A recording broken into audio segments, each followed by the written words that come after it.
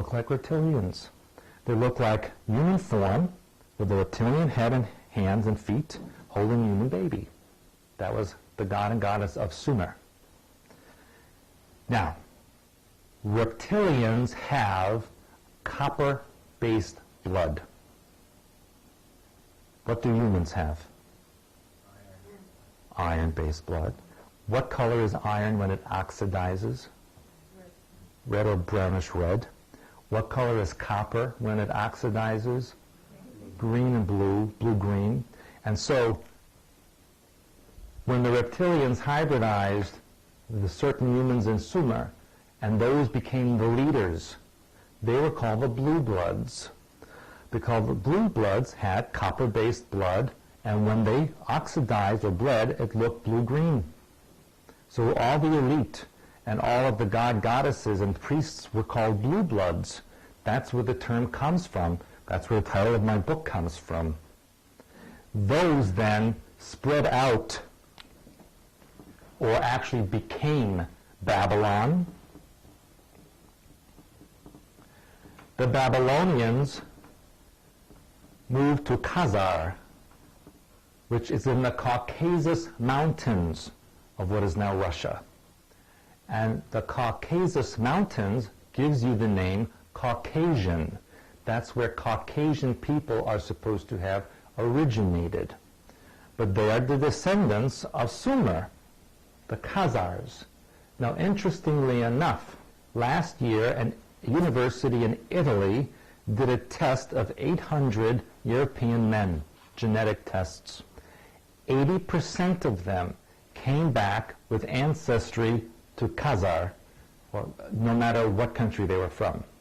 And the other 20% showed a Middle Eastern background. So in effect, all come from the same place.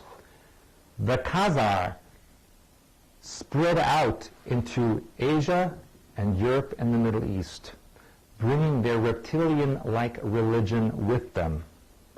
All of the reptilian religions are based on the number 3. The reason it's based on the number 3 is because the reptilians worship a 3-horned god. That's what they worship. That's their symbol. Nimrod and Semiramis, the symbol was a trident. And in Greece, it was also a trident. And in Egypt, what was it? Also 3-forked object. This went into Egypt, Greece, and even to ancient Israel. How long ago was that? Because Israel is just 5,000 years. This was about 7,000 years ago when it started to spread out. Understand that Atlantis sank in 10,500 BC, approximately, and about 3,000 years later is when this civilization started to emerge because of the hybridization that started to come from underground. And this is what's going on. In fact, where is Afghanistan? Afghanistan is in also the same general region. And what do they tell you about Afghanistan? There are cave systems and tunnel systems deep and spread out all over the place. That's part of the original tunnel systems that I told you about that lead into the inner earth. They don't pick a spot by accident. They pick it because it's on purpose. And I'm going to get into that more. Suffice to say, and I'm making a very long story short, in Egypt, this god became known as Osiris and Isis. In Greece, it became Apollo and Athena. And in ancient Israel, yes, it became Jesus and Mary. That was the goddess. All based on the number 3, whether it's a cross or a trinity or a trident or a triangle, whatever was used always had number 3 associated with it.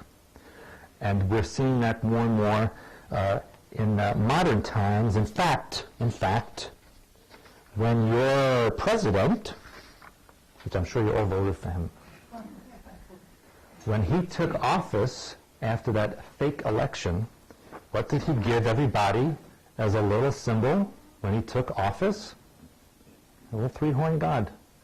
And the caption says, I have the original over there, it says, that's a salute. He gave the crowd a salute. That's a three-horned god. His reptilian antlers a salute?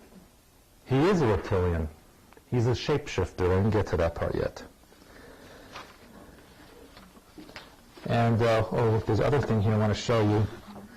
The other thing that they do,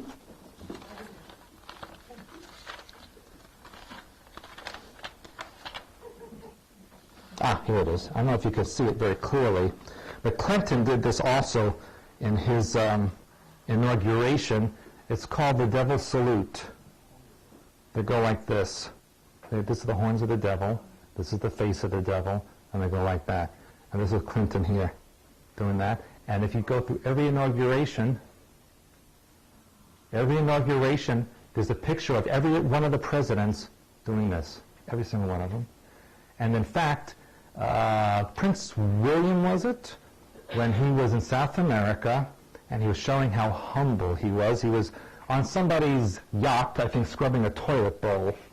And CNN came, and they said, do you have any you want to say hello to Grandma, the Queen? And he said, oh, yes. And he goes like this to the camera. So, even, it goes through all the Illuminati. And in fact, all of these were genetically re-engineered for specific purposes, and that's a very complicated subject that we won't have time to get into today, but I do talk about it somewhat in the new book.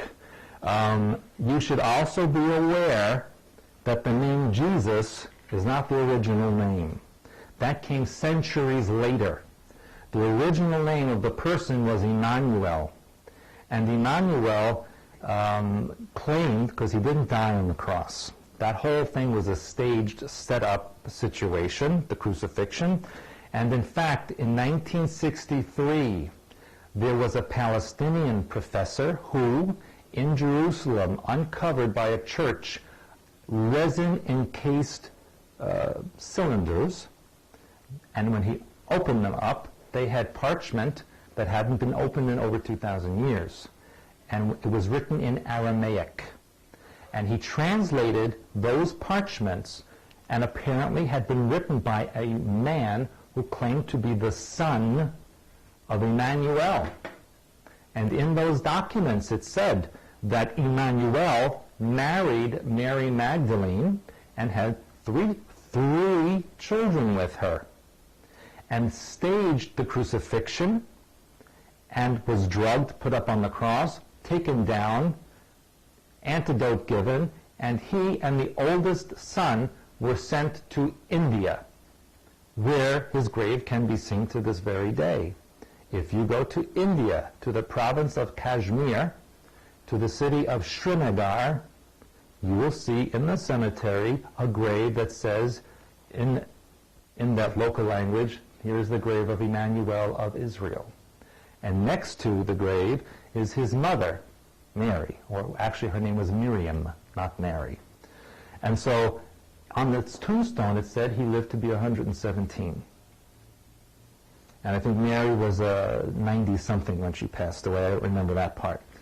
And interestingly enough, Kashmir province to this very day, you're reading about it every day in the newspaper and it's on CNN, battle between India and Pakistan. Who controls it? Battle all the time. All the spots that are important are under warfare so that you don't go there, so that you don't find out for yourself. But should you be able to get to Kashmir, I did manage to get to Kashmir in 1999, but the second I got there, India attacked Pakistan rebels and killed quite a number. I talk about it in the book. So no exploration possible. Anyway, Mary Magdalene and the two children went by boat to the south of France, where to this very day the villages in those areas reenact her arrival by boat to this very day. And she took up residence in the south of France in a cave system, and then her descendants multiplied, mixed with the people there. And what is not taught in American history, but is taught in European, especially French history, is that for a number of centuries, The southern part of France was